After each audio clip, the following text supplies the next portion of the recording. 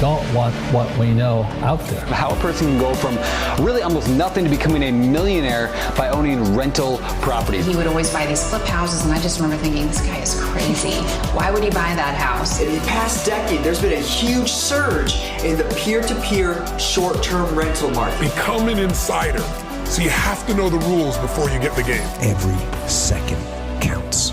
So make every second count. Welcome to the Real Estate Jam. Whether you're just beginning or the best of the best, we're glad you're here. We will share successes, failures, and strategies for the action-taking real estate investor. And now to your hosts, JD, Annabel, and Melissa. Hey guys, welcome to the Real Estate Jam podcast. I'm JD, and as always, I have the wonderful Miss Melissa. And today we have a special treat for you. I'm super excited to introduce our rock star acquisition specialist, Beth. Beth, thanks for being on our podcast today. Thanks for having me. She is a rock star too, for sure. She needs lots of claps because she's awesome. And we're super happy to tell you guys too that next door there's a huge construction project going on, and that might come into play throughout the course of this recording. But I guess we just get into it. Beth, can you tell us a little bit about yourself and kind of introduce yourself to our audience? They're all super awesome real estate investors or wannabe investors. Okay, wonderful. My name is Beth Singletary. It used to be Salloway. As of 2 weeks ago, I'm Singletary now. Thank you. She's taken, fellas. Sorry. Recently taken. My background is automotive. You know that I've done that for 25 years. So sales a lot more than this is a little bit new acquisitions to me, but I just found my niche. It's fun and it's easy and I love it. So been doing it 4.5 months now? Yeah, about Almost 4.5 months. I think you use some words there that a lot of other people wouldn't use, like acquisitions is easy.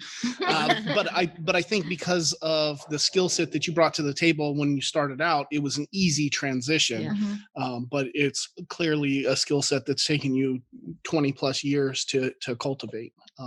Yeah, well, it's in anything. You're selling yourself. If you can't get someone's trust from the beginning and get them to open up and talk to you, it's just like sales. It's selling yourself, getting a relationship and building rapport with people. That's 98% of it, I would say.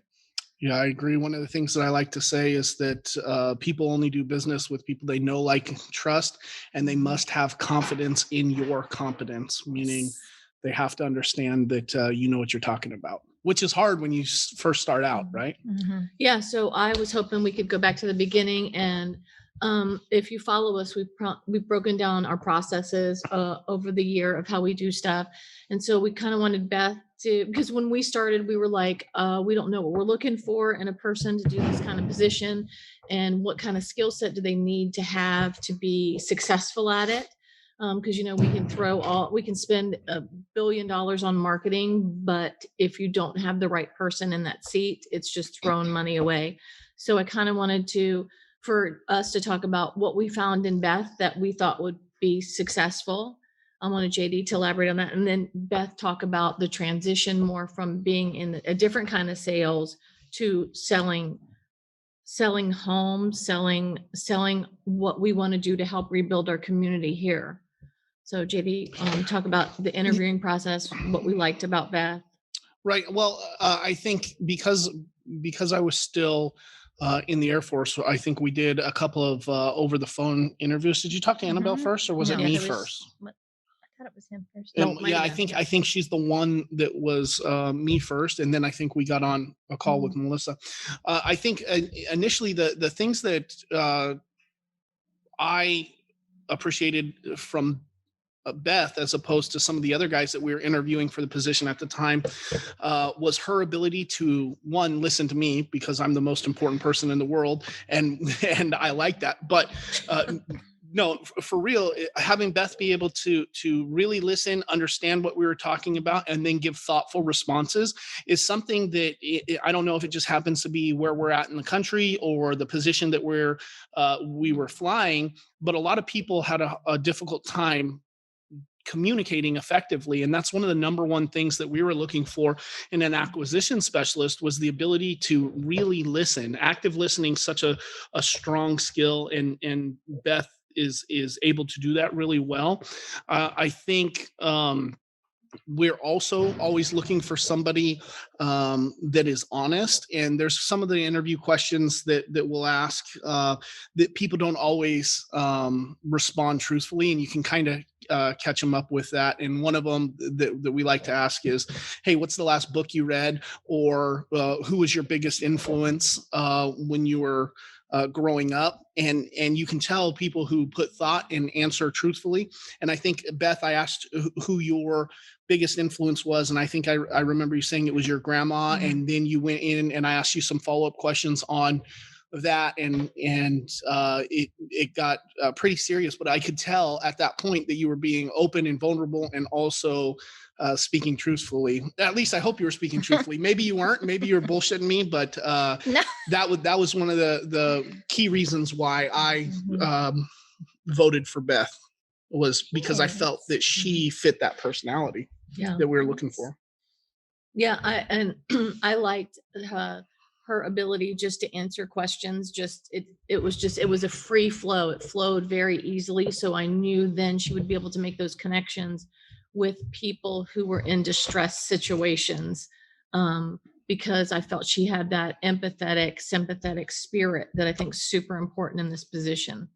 Yeah, I think too, with the interview with you guys, if you don't look at something as an interview, as someone is coming at you, I was just talking because I was doing as much getting to know you guys as you were getting to know me, to see if this was something I wanted to do, and you were people. And I instantly was drawn to both of you because he was funny on the phone before I ever saw his face. Now he's more funny, but he was super funny. He's funny. But back to what we were talking about.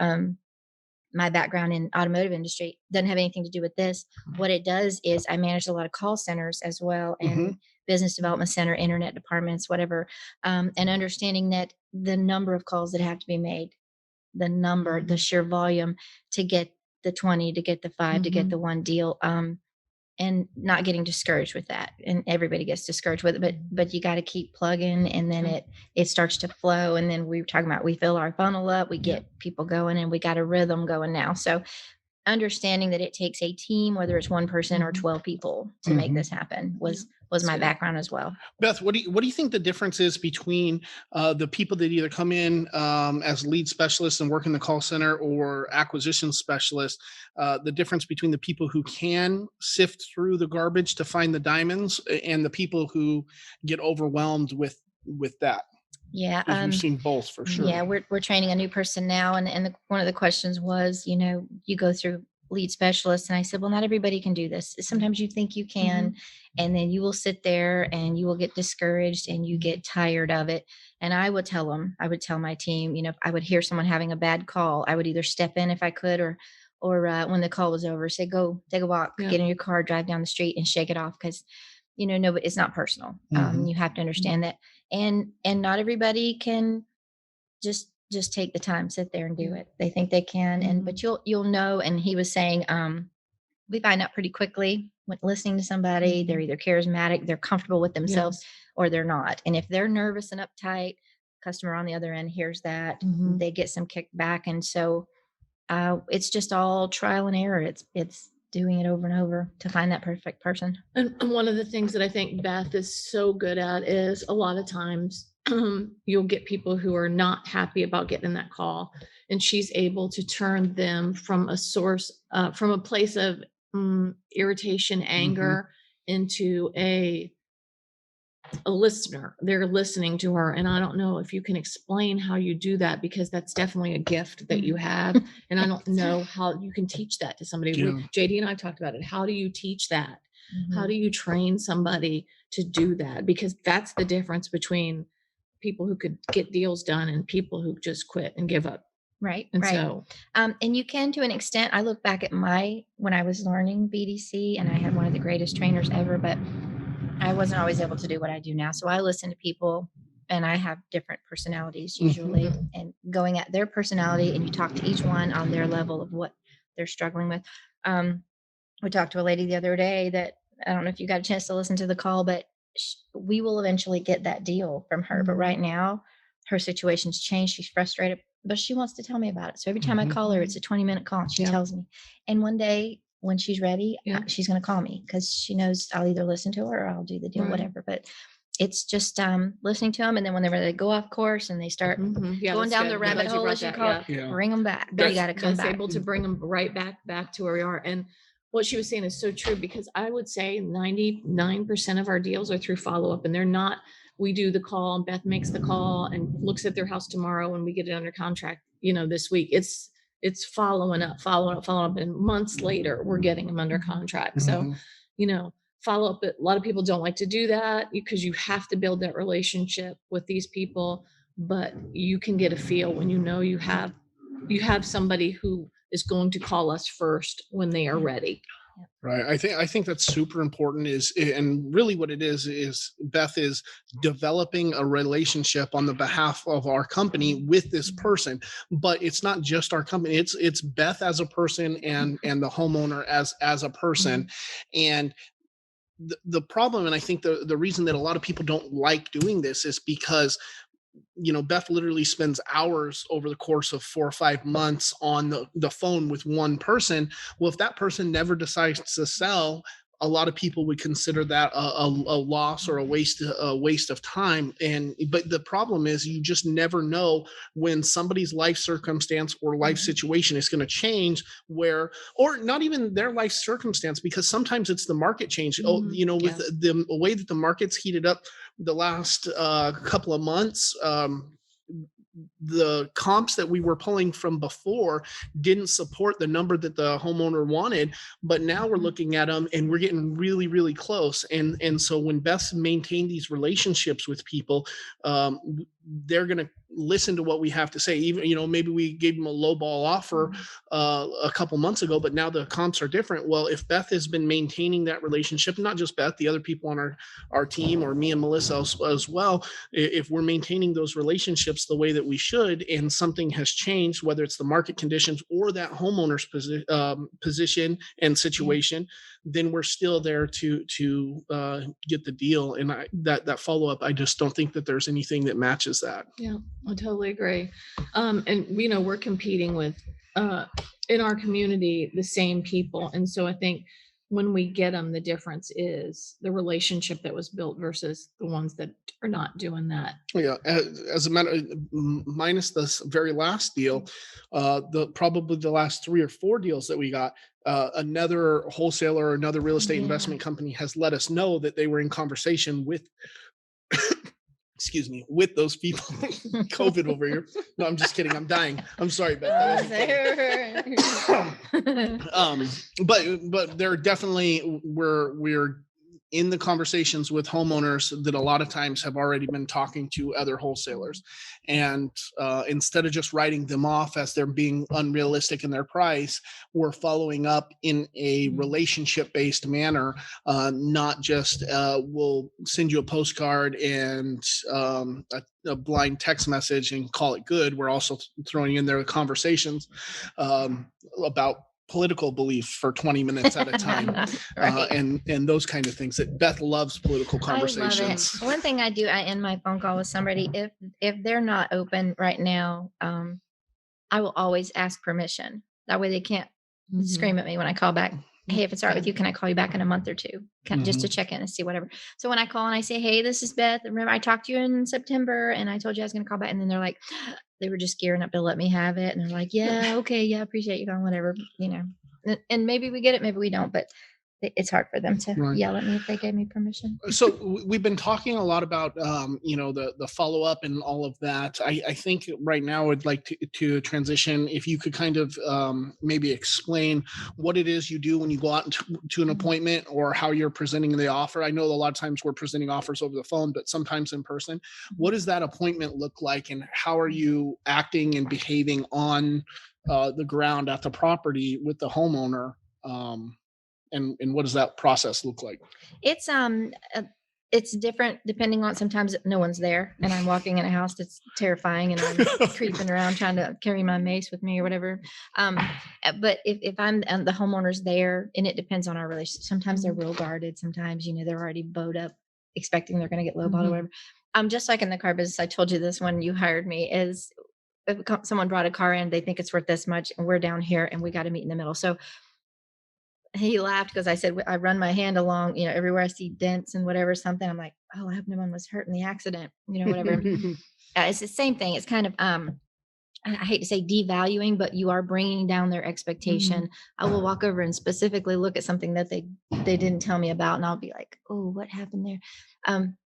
And in your mind, you're bringing them down to reality because they're up here and everybody thinks their stuff is worth more than it is. So a lot of it is that, and they've already talked to me. So I'm not just coming in there, whatever, talking garbage about their house. I'm saying, oh, he's going to, and I'll take pictures, draw attention to, and that's all you're doing is just saying, hey, this is real and we got to pay to have this fixed. So, and then usually by the time I leave, and then I get a lot more information having them there with me too, because they're just, they'll just give it up. So, and then by the time, and I end, please don't take offense to this.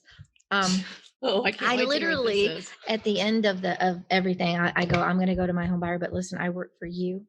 And I'm going to choke him out and get as much money for you as I can, because this is you and me, and you and I are going to stay friends. Yeah. Even if you're not happy and it doesn't work for you, it doesn't work for us, we're going to stay friends, because I would really like to see what happens with your house and what happens here. So I leave it as, it's not a threatening, it's not a phone call they're dreading, just kind of teeing up, I say, get ready for. Yeah. And we're not going to buy every house, and every house, it doesn't work every time. So I like that close. I think it's huge because we're always trying to align ourselves on the same side of the table as the homeowner, because that's what helps build and establish that rapport and build that connection between the acquisition specialist. And so if that means that I get to be the bad guy, then that is a good way to play it. We always want to have an adversary, whether it's the market conditions or whether it's your big bad home buyer or whatever the case is. And I think, me and Melissa use that in our partnership too. Well, I don't know, I got to check with my partner. Well, really, I know, and I'm using that as a negotiation tactic, or I don't want to do it, and I'm using that scapegoat, and it helps. I think that the way Beth aligns herself, and I listen to all the calls, and she's like, I don't know, my home buyer can't do that. She's right, but she also does it in a way that gains the trust and confidence of the homeowner, so that they, and she, in all honesty, especially when we look at this last one, I was at 119 and Beth was like, no, this is a really good deal, you need to come look at it. Beth was able to convince Melissa to go look at it. Melissa got me in the car, we went and looked at it, we talked about it. I'm still at 119, but we already have it under contract for 185. So I think that there is something to be said that really is Beth and the homeowner trying to come at their big bad home buyer. And it's not just a facade. Beth is really trying to work on their behalf. And I think that authenticity and that genuine relationship building, that she lays the groundwork from the very first call that she's on till the signed contract. I think that is what makes her successful, more so than some of the other people that we've had in this position in the past. Yeah. No, and using the last house, is a great example, just because we weren't there and she was there. So, she drove that neighborhood, and, as soon as you drove in, it was not just a typical house. This was a fantastic house, and she was able to come back and fight for that homeowner and get us involved, and we helped them. And then we've helped another investor who needed to do a 1310 exchange. 1031, sorry. 1310. 1310, 1031. It's been a rough day. Those days, yes. So it worked out perfect for everybody. And now JD will trust Beth more. I've always trusted Beth. If I didn't trust Beth, I wouldn't have even entertained it. Now, my words were this. Yes. There are some things that I cannot portray in pictures and videos. You have to drive in and see, and then go, oh. Which is something that's newly available to us. So hopefully we're closing a lot more deals now that I'm live and in person. Yes. No fear, Jake. Beth, how do you think, can you give some direct comparisons, or did your experience in the car industry, car and camper industry, you kind of like literally went through the progression. You started as car sales, then camper sales, and the next logical thing would be Well, that's what buying they say. homes, Campers right? True, are yeah. between cars and real estate. Yeah, That's what it's they right in call the it. middle. I love that. Do you think that there was stuff that you learned in the car industry that helped you here? I know you had said that it's not the same, but are you using the skills? Could somebody else in the car industry come in and take to this? Yes, especially somebody who was, like you said, one of my things I did in the car business was I was liaison between that person who had gotten online, which is how people shop now. They put information in, said what they wanted. If I got them on the phone and I got their trust and I overcame that salesman objective, and if I brought them in and my salesman acted like a salesman, I was just like, no, because Yeah. that's that whole stigmatism. People don't want to deal with it. Right. So that's where I learned my skill set, which is just getting that person to open up and getting the information to let the salesman do his job, but do it on a level that was more towards their comfort than, shoving them in. So yeah, absolutely. And I was a little nervous going into this because I said, well, I've never bought, I sell, but essentially I'm selling. Yeah, I yeah. You're selling So our there's services Yes. versus, I'm selling this guy. yeah, which is hard to do. I tried to sell myself and no one would buy it. I think that a salesman is a salesman is a salesman, and a lot of people take that negatively, but to me it's like the biggest compliment. Someday somebody's going to call me a salesman and I'm going to, I don't know, cry. You called me that the other day. You are a said salesman. you are a salesman. I listen Yep. to you do it all the time. That's it's right, and I think that's one of the biggest compliments. And if you can sell, you'll never go hungry, that kind of thing. I That's a think it's fact. really good. Finding salesmen and that personality type, somebody that's good at sales that can also follow a system, is extremely difficult, because they're the hunters. They want to go out and make the kill, but they don't want to do any of the work or any of the paperwork and any of that kind of stuff. So if you can find somebody for your team that is able to go out and close deals and then also follow a process and do the paperwork and everything, you need to treat that person really well, because they're like unicorns, needles in a haystack. So I guess we haven't cracked the code on how to find the acquisitions position all the time in our company, but we're always looking, and we're always looking to get better. That's why we're going to the John Martinez boot camp, because he's a stud, and I can't wait. and we're going to learn so much, and Beth is going to learn so much. And I think it's super important to me that we are always training and always looking to get better, because I think they are skills that you lose if you're not working on them. Before we close, I would just like to, if Beth could talk about just any kind of pointers or helpful things that you have helped you get a signed contract, that you can think of, just one or two things that you could impart on our listeners to help them help their people. A lot of the contracts that I've got, some of the ones I get are the last person I thought was going to say yes. So it's interesting there. And then some of the ones I thought I had, I didn't get. But again, it's that follow-up. You have to go back to them. And then we looked at one recently that I was looking at and if there's a gap that's not huge, that's when I'll go and beat this guy up, because I'm looking at the notes and 2 months ago, and I keep calling, and I'm like, JD, we were this far apart. Can you look at it again? And he'll jump in and look at it again. And then we do this dance, and he's like, okay, the market's changed a little. I can do this. And then I go back, and we called one the other day, and they just sold it. And we're like, and I hear him yelling across the room. But if we're not if we're not going back to those same people, I mean, a lot of what we've had is someone we've been talking to. And my first 2 contracts that I got when I started here was somebody I was following up from people who had been talking to this gentleman for a long time. So the deals that is the biggest thing. Yeah. Yeah. No, true.